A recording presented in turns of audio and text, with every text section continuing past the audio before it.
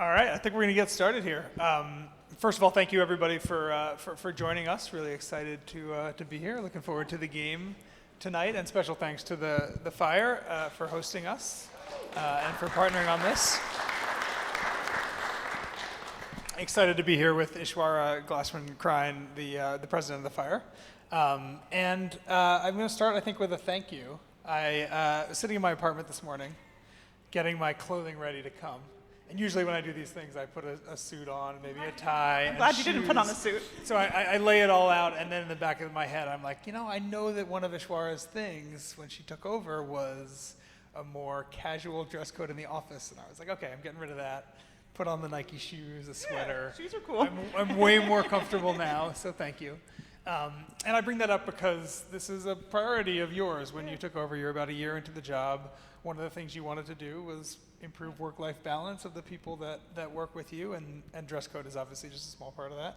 Walk us through kind of the thinking behind that, why that was one of the big priorities that you kind of wanted to be one of the first stamps you put on the team. Yeah, I think I've worked in sports for a long time, and I think you have as well, and many of you have. And I think sports, for a long time, the industry has sort of taken its employees for granted because it was a really sexy thing to do. It's just the simple reality. I think literally, I'm pretty sure I had COVID in February of 2020, and I was at the NHL All-Star Games, Super Bowl, CES, and then I went into the office and coughed on everyone because, there was this culture of, well, no matter how sick I am, I'm going to go into the office, I'm going to do my job, I'm going to work hard, until my boss literally shoved me out the door. Jordan back there is laughing because maybe I infected, he was at Yahoo with me as well, so there was just a different culture, but we all sort of learned during COVID that it doesn't have to be that way, that whatever we wear or where we work from, we can still get our jobs done, and I have 2 kids, so being able to be home sometimes with them is really helpful. I'm going to put you in touch with my bosses you can let them know that same thing. Happy to. So how does that translate in your mind to success from performance? Is it just happier employees tend to do better? What does it mean kind of in the way it trickles down for your organization? Right, we all know that sports is not a 9-to-5 job, right? We all work 9 to 5, and then, for example, we had a game last Saturday, we have a game tonight, and we have a game again next Saturday. So I was lucky, I only got here an hour or two ago, but our ticketing team has probably been here since 2 p.m. and our ops team literally, you'll see the Wintrust signage, they literally came, Todd, they came, at 7 a.m. today, and we're putting up signage. It's a hard job. People work really hard, but there's no reason that if Friday afternoon you need to take the dog to the vet that you shouldn't be able to do that. We just want, everybody has something in their lives. We want to create an environment where people can be people and employees. And I guess to say it a little less nice, good employees are going to do their jobs wherever they are, and crappy employees are going to be crappy no matter where they are. It's just the reality. No, I think that's right. Justine in PR always hates my bluntness. So some other things priorities of yours in the past year, sponsorships obviously is one of them. Give us a sense of how that's gone in the past year. I know you've done some big deals, Revolution Brewing, local company, another few ones this year. How's that going? Yeah, so when I came in, and it's sort of reflective of our strategy, there are 3 big things we've really been focused on. It's sort of relevance with our employees, which we've talked about. 2 is relevance with our fans and ticket sales. And 3 is relevance with corporate Chicago, and selling sponsorships is a big part of what we do. We have, for those of you who are interested, we have the front of jersey and the sleeve for sale. And we are also building a new performance center in a really interesting neighborhood in Chicago, in Adams Medill. And there's a lot of really cool ways for companies to work with us. I think a performance center is interesting because you can really interact with the community. Say if you were a healthcare company, for example, which, as you know, sponsors a lot of performance centers, you could build a clinic on site and serve a population in Chicago that doesn't have a lot of great access. You told me something the other day that I thought was so interesting about the way in which your fans and the overlap, or maybe lack of overlap, with other clubs and professional teams in Chicago. I would have assumed that a lot of the Chicago Fire fans were also Bulls fans, were also Bears fans. It sounds like that's actually not true, right? Yeah, I was actually checking on the data the other day with Julia from our sponsorship team, and actually over half of Fire fans are not a fan of any other Chicago sports team. That's amazing. It's really interesting. Actually, it's a really good point when you're going out to sponsorship sales, because to be perfectly honest, we go out to sponsor meetings occasionally and someone say, well, I really like the Fire, but we already sponsor the Cubs. We don't need to sponsor you. It's like, yes, but you're reaching a totally different audience. Yeah, and why is that, do you think? Is soccer a regional thing? Is it a Chicago thing? Is it just demographically the types of people that are rooting for the Chicago Fire aren't into hockey or into baseball? What's the reasoning there? Yeah, so the average MLS fan is 42 years old. The average MLB fan is 57 years old, and the rest fall somewhere in between. And also, I think that MLS is far and away the most Hispanic and Latino league at all. Sure, so you're reaching a different group of people. It's actually, MLS fans are younger, more diverse, wealthier, and better educated than any of the other major leagues. I imagine if I was a sponsor, that's a demographic that I want. Yes, we have a slide on that in our deck. Yeah. And you mentioned the Latino fans. Another thing that you mentioned to me that I thought was fascinating, and I don't want to butcher the numbers, so I want you to give, I remember them. I want so you to give the numbers, to say but them. almost 40% of your fans are Hispanic. But on game day, almost 70% of the fans who are in the building are Hispanic? Yeah, so I think the numbers are 31% of our fans are Latino, and 68% of the people who come to a game at Soldier Field are Latino, which I can guarantee you is not the case for any other venue in Chicago. Sure. And I imagine that is also a valuable thing when you're talking to sponsors. I think it's a differentiator. A lot of the sponsors we've been talking to are very much interested in that audience, and also just broadly the immigrant audience in Chicago, the Eastern European population as well. I've talked to a lot of league-wide, MLS-wide sponsors. One of the things they always talk about is that not only the young demographic, which you mentioned, but also the Hispanic-speaking population in the U.S. No other league has this deep a saturation in there, and that's really valuable for why they want to partner with MLS clubs. It's different, right? It's something league. different. I mean, the overlap numbers speak to a very different audience. You'll see it in the fan base here. We've done. And I was actually in Houston a couple weeks ago for a game, and we want to do even more of it, of incorporating sort of what makes soccer fun is the passion of the fans and making things different, having more different food options and having different languages spoken on site. So that's a good transition, actually, because you mentioned ticketing being another thing here. What are you guys doing differently? What's the strategy look like right now for that? I think we've done a lot to increase the brand of the Fire. I mean, we've been fortunate enough to have Joe as our owner, that we've spent a lot of money on the team, right? The team is in the top 5 in payroll in all of MLS, and we've worked really hard to bring in players that reflect our demographic base. We have Kasper Szabelko, who's Polish. We have Jairo Torres, who's Mexican. We want people to see in the team people who reflect them. But then also, we've gone out of our way to be a part of the community. Like, we put up really cool posters all over the city that said, this is Gaga Slonina from Addison, Illinois, and you put up a big sign, or this is Chris Mueller for Schaumburg, Illinois, or Andre Reynolds from the South Loop, that we are of and from Chicago. Sort of grassroots marketing at its finest. I know another thing you guys have done, which I think is really cool, there's field seats, field level seats for games, which I imagine you can't do for Bears games or most other things that are here. What's the reaction to those been? Yeah, I mean, the simple reality is that, let's be honest, Soldier Field was not built for soccer, right? I mean, that's just the simple reality of this building. And Soldier Field was built a long time ago, so the premium seats are actually quite high at the Skyline. Many of you have been here for Bears games and Fire games. And I think premium, as you've seen new buildings come up, like, say, Allegiant Stadium in Vegas or any of the new soccer stadiums, people want to be close to the game. For me, I love sitting there. It's my favorite part. But nobody wants to sit up high. I mean, I think it's a little different in the winter. Those seats are actually quite popular when it's cold. But we put a bunch of seats on the sideline and in what would be the end zone for a Bears game, and they're actually our best performing seats. We're almost entirely sold out of premium for the rest of the season and are looking at putting more. Like, I invited one of my daughter's friends to a game, and he goes, I've never been to a soccer game, but man, I could never sit here for the Bears. Amazing. I actually think that would be where the visiting football team probably stands. There you go. So. And I sold him a season ticket package, so that was great. Success. On that point, there's obviously benefits to playing in a stadium like this. Yeah. It's great. It's big. Fans probably really like it. There's also some drawbacks to not having your own place, to being a tenant. It's also a lot of seats to fill. How do you think about, from a long-term future? I knew you were going to ask me this question. What the location? Is this the home forever? Is it?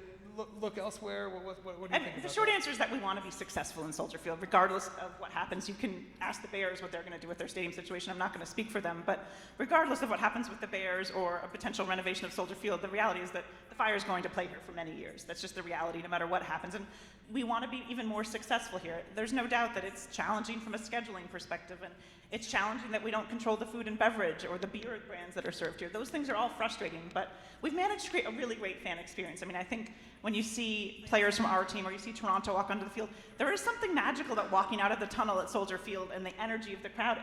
that's just something that can't be replaced in a smaller stadium. I think that's right. I live in Washington Heights, as you know. The closest MLS club to me is my Yankees. Well, yeah. So and NYCFC that plays there. And sometimes, and it is a rough experience, to be totally honest. You're also very close to my Columbia Lions, who lost 55 football games in a row. And NYCFC could have been playing up there if not for Columbia feeling very strongly that they didn't want that to happen. I want to also, before I want to open it up to Q&A if people have questions. I want to make sure I ask you about the new $2.5 billion deal with Apple. You have a history in media, obviously, with Verizon and Yahoo. MLS is the first major U.S. league to give essentially the entire media rights package to a streaming company. What are your initial thoughts on that? Do you like the deal? Do you not? Something in the middle? I'd love to hear your thoughts. I think it very much speaks to one of the things we've talked about, that MLS is younger and more innovative than any other league. They actually have shown data that MLS fans, more than any other league's fans, already know how to stream. Teaching my dad to stream would be, maybe a new challenge, but that being said, he's figured out Netflix. Can you teach me to stream, please? Oh, come on, I'm sure you've used, Apple and Netflix and Amazon. Everybody's streaming, right? I have sometimes, my daughter and I yesterday watched Netflix yesterday. But I think what's most interesting about this deal is it enables fans to watch all games all over the world from everywhere. And I think it'll put the power and muscle and marketing of Apple behind MLS. And I think that speaks a lot. It was interesting, one of our players who's German said the other day, he goes, now finally my family can watch the game in Germany. And MLS is a very global league. I think the one challenge is what you just said. People will have to find a new way to tune in. We've loved our partnership with WGN, and they've been really good partners. In the future, one of the things we'll be doing is creating content that can go everywhere. I feel like for essentially every league, not the NFL because they get whatever they want, but most leagues are kind of doing this dance right now between signing partnerships in the media that give them a lot of reach. Maybe they don't pay as well, but they give them a lot of reach. And then on the other end, signing deals that maybe do pay a lot from tech companies that have virtually unlimited funds, but doesn't have as much reach. Are you concerned? How do you think about the reach of this deal? How many people in Chicago are going to be able to and are going to be watching Fire games versus the setup that you have right now? Yeah, for sure. I think what's really interesting is actually, if you think about it, a lot of people today actually don't have cable TV anymore either. So you talk about how some people don't stream. There are also plenty of people who don't pay for cable anymore, and they actually usually skew younger, as you well know. So I think it helps us reach a new audience, and I think it'll be a great way. I think Apple's going to put a lot of money behind it, and it's interesting because both the league and Apple, it's more of a partnership, right? You work in finance for Sportico, but the deal is structured with a minimum guarantee, but we also participate. So as the league works with them to sell more subscriptions, it'll be interesting because the deal could actually be worth substantially more money over time as MLS grows and the World Cup comes here. And there's so much more to the Apple ecosystem, obviously, than Apple Plus and Apple TV Plus. And one of the things that I've been thinking about recently about this deal is the fact that Apple, their news feed, is the principal way that a ton of people get most of their news just from that feed alone. And having a partnership with the company that runs that, having either priority or placement or even just kind of some kind of data share about what people are reading and this person might want to read more about MLS or the Fire, let's give them this. There seems to be so much more about the Apple ecosystem than just the live game broadcasts. That seems actually really valuable moving forward. Yeah, they're also going to create some new shows. Like one of the things MLS has come out with is that they want to have more consistent scheduling of games. So you'll see more games focused on Wednesday and Saturdays, and you'll see content around that, sort of like what you might see with the NFL, which I think will be really interesting. On that point, what do you make of the Wednesday? Priority now is Wednesday nights and Saturday nights largely. Saturday night is not a great TV night typically, but it may be different for streaming. I imagine it's great here for fans. How do you feel about kind of the shift to those main two nights? From a ticketing perspective, Saturday night is our best seller. It's from a live game perspective. From a broadcast perspective, as you say, weeknights, more people are home watching TV. There's no doubt that that's true. What'll be interesting to see is how it plays out over time. I think one of the things that's really important about it is having regular appointment viewing. Most people know, from the East Coast, I know it's 12 o'clock here, but I always knew that the NFL comes on Sundays at 1 o'clock. I think the NFL schedule being consistent will be really helpful and important. So one other thing I want to ask you about league-wide, the biggest question I get about MLS from people in our industry is valuations. Soaring in all sports, but soaring especially in MLS. I think our numbers average MLS club is worth about $500 million. There are MLS clubs that I think would trade for more than some NHL clubs.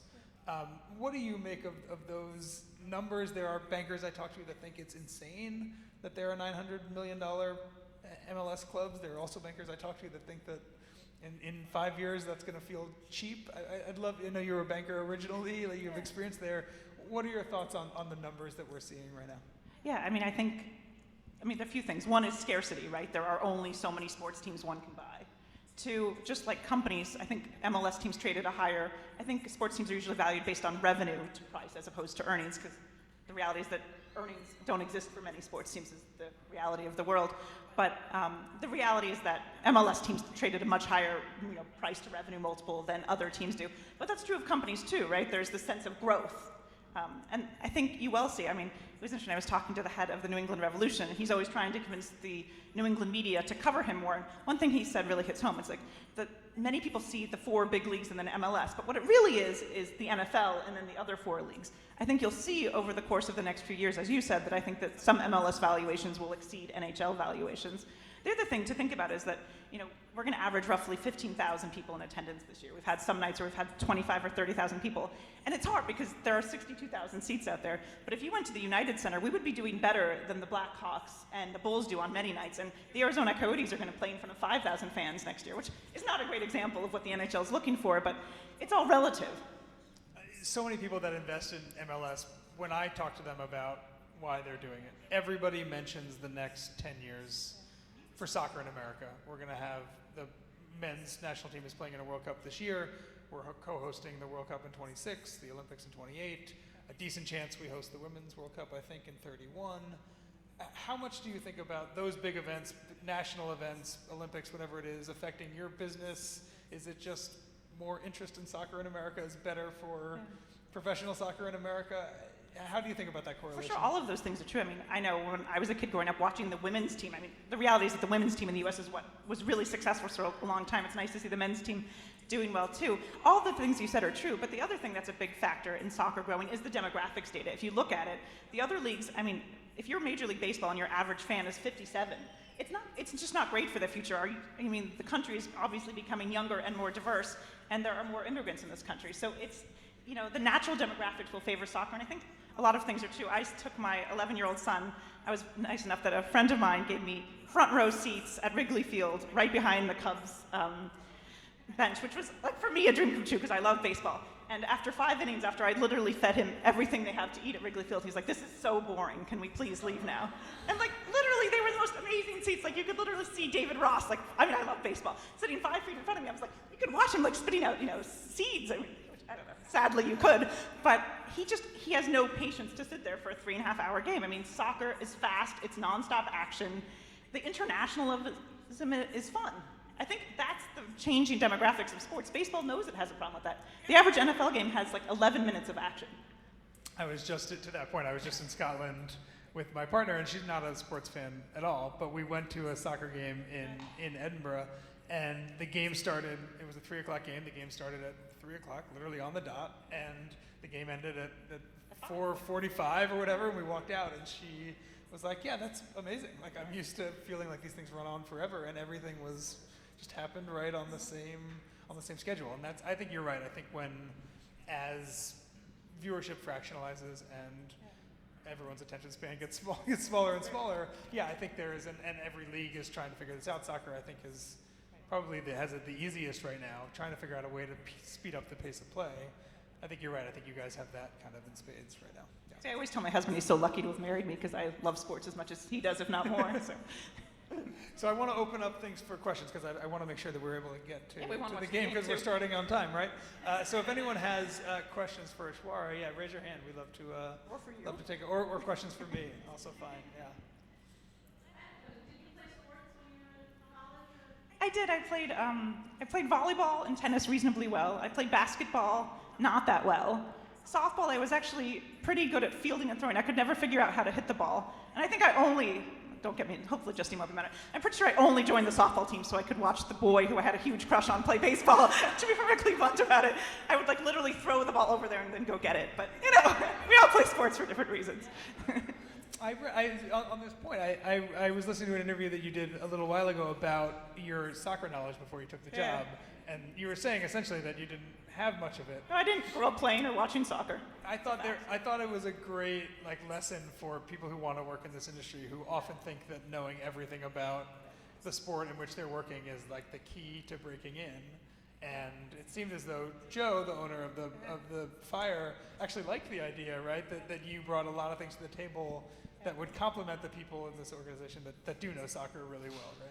It's funny because when I was happy at Yahoo and Verizon. It's for those of you who work in sports, being a buyer in the sports side is really fun. Like people just, tickets rain from the sky. It was really great. I went to lots of cool events and got treated very well. I was very happy at Verizon, but I got this call, and the first thing I said to Joe Mansueto, our owner, was like, I can't do this job. I don't know anything about soccer. Which I think actually for the women in the audience is something most men would not have said, actually. I think it's sort of a uniquely female thing to say. The first thing is, I'm not qualified for this. And he said to me, interestingly, he's like, I have plenty of people at the Fire who know about soccer. I need you to run a business. The other thing I like to say, sort of half jokingly, is that it's actually a good thing for me in some ways not to know as much about soccer, because I think I have my level of soccer knowledge ahead of Eddie Rock, who runs soccer operations, because I think you know as much about soccer as the average fan does. So I've learned, but maybe it gives me a little bit of perspective too. Like I asked Todd, who runs game operations for us the other day, I'm like, when they do extra minutes, why can't we put that up on the scoreboard? It's so annoying to me that we have 5 more minutes, but I keep looking at the watch, I'm like, is it 3 or 4 minutes? Because the clock stops at 90, clock right? Stops, Yeah. but if you watch on TV, the clock runs. It's like these little things that someone who's new to soccer is like, well, why are we doing It's a totally this? different perspective. That's interesting. Any other questions out there? Yeah, go ahead.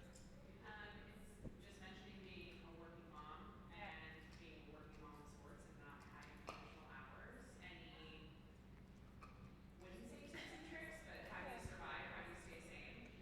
Yeah, I guess 2 things. One, I think the most important thing is to find people around you who are good too. Like, it may be different for you, but my husband's a really good parent too. Like, my husband and 2 kids are going to be in New York without me for the next week, and the sad truth is, a few days to myself, might not be. Don't tell anyone I said this, but a mother's greatest dream is a few days. I don't know. We're gonna miss you, Turner. Just for a few days. But I don't feel guilty because he's their father. He's equally responsible for them. 2, I try to bring them to as many work events as I can. They're a little older. They're 11 and 13, so they're not screaming toddlers. But they come to events with me, and I think that sort of hopefully creates the mindset that other people can do that too. And I was on a call a few weeks ago, and my nanny was off, so I had to pick up the kids from school, and I was honest that my son was jumping up behind me on the video call. I'm like, you know what? We're not curing cancer here. It's not really that big of a deal. I don't know. The other thing is if you do something you love, it doesn't feel like work that much. I really love what I do. So. I have another kid question. So many people I talk to also are learning about media habits from if they have a kid between 10 and 15. They are way more clued in than most people are, because I'm curious if there's things that you learn about the way that your kids are sports fans, if they are, or the way that they even just communicate with their friends that informs how you think about your job as well. It's funny though, I'm also a data person, so I know it's only a focus group of 2 in my house. Sure, so yeah. I do try to be sensitive to that. One of the things that's interesting about having young kids is that you think you're relatively cool and sort of, they've taught me some words that I don't want to misuse, but you think you're relatively woke until you take your 13-year-old daughter, you take her to the Red Stars game. She mostly likes women playing sports. And I said to her, did you know that Julie Ertz is married to Zach Ertz, who plays for the Cardinals? She goes, she didn't use colorful language. She's like, but Mom, who cares? This is a women's game. She's amazing. Who cares who she's married to? I was like, okay. There you go. There's some of that, but the other thing that's interesting to me is that we have these beautiful big TVs, and my kids literally never use the big TV. They spend their entire time in their room with the lights off, in the dark, playing video games on their iPads that are this small. But the really cool thing I will tell you is, last night, my son and I was very proud of this, and Jordan on my team taught me this, we did fantasy NFL mock drafts together. So my kids don't think I'm cool, but the fact that I know enough NFL, to torment him was kind of fun. That's amazing. That's awesome. Any other questions out there? Yeah, go ahead. Not to bring it up to you, but would there be any chance that there would be renovations to the field, like chopping half of that upper deck? The White Sox did it at Misty. Yep. They used to have a way bigger upper deck. They chopped half the seats down. Yep. Would there be any discussion where I work at the Chicago Architecture Center? We have the best architects in the world in the city of Chicago. Yeah. Would there be any opportunity to actually have that be the renovation? Because the Bears seem to be on their way to all the renovations anyway. I mean, first of all, I don't own this building. This building is owned by the great people of Chicago, so it'll be all of your decisions, what happens to this building and who pays for it. I mean, frankly, that's going to have to be a big factor here. There's no doubt that some of the things that the Bears are complaining about are real factors. Like, I understand if I were sitting in Ted Phillips' shoes at the Bears, I would want to be able to sell naming rights to Soldier Field too, and I'd want new premium seating options on the field. Like, there are a lot of things about Soldier Field that if you're the Bears are difficult. I understand why they're thinking about moving. Whether they're going to move or not, you can ask them. I'd be perfectly content to see the Bears move because it would be broadly good for me. I mean, I would have better ability to schedule here and control, you know, who sells beer here and all of those things. The other thing, though, that we think about is that, you know, yes, in most soccer teams would not build a 62,000 person stadium in Chicago. That being said, the city also makes a lot of money having Bad Bunny and The Weeknd and others perform here, and they can sell out for that. So it's a challenge if you're the city. It's not an easy problem to solve. There's still a lot of debt outstanding on this building before another renovation can happen too. So it's really tricky, but I mean, land and location like this in the heart of the city next to so many of the communities that we want to serve, it's hard to find. I don't know if that's an answer, but. I was telling someone earlier, I grew up in New Jersey and New York City, and to go to an NFL game from the city, you're going you have to go to Jersey. It's the worst thing. Yeah, it's miles outside the city. The public transportation is really difficult. I think there's something really valuable of having a nice stadium that is right next to downtown, that is walkable, that is in the middle of a park. All those things actually seem sure. All really those nice things. to me. We're running out of time, but if there's one more question, we'll do one more. Yeah. So I know that there's been a lot of talk about like the fire campaign for attention against other Chicago sports teams, even the MLS against other leagues like the NHL.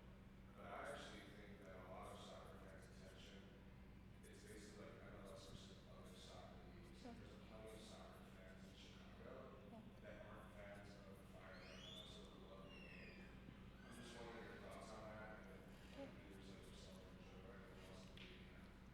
For those who don't know, Justin works for the fire, but before he worked for the fire, he actually was a reporter covering the fire. Good question. It's a good question. I think you're very much right. I mean, the overlap shows that there's not a ton of overlap with other sports fans in Chicago. That being said, there's when we put the seats in the end zone, in the north end zone, I think I've watched much NFL. I don't think we call them the end zone seats because that would be NFL parlance. But Eddie from our sporting side said to me, he goes, "Why would anybody sit there, Ishwara? Like, you can't even see half the field, and like the views aren't good." And like I said to him, but a lot of people come to a sporting event just to have fun. Like, we also want to be an experience. People who just want to do something on a Saturday night with their families. To your point, though, I meet tons of people in the streets walking around wearing Madrid shirts or Chelsea shirts or Bayern Munich shirts. And you know what I always say to them, or often in Chicago, a lot of Liga MX shirts. I said, it's great, you should keep rooting for Atlas. But for what it's worth, Jairo Torres, we just signed him from Atlas. But the biggest thing is, I'm not asking you to give up your allegiance to Atlas, but are you going to go to their game on Saturday night in Chicago? You're not. So why can't you be a fan of both? I have an NL team and an AL team. There's no good reason that you can't still have fun. And I think the other thing that plays into it is that MLS continues to increase its level and its quality of play, and that will really help the fans who are fans of some of these European leagues. I think many people would argue that MLS is probably the 5th best league now in the world, tied with Liga MX, and I think it's only going to go up. All right. Well, let's go Let's watch all the watch the fifth game. best. Let's go watch the Thanks for fifth coming. best league in the U.S.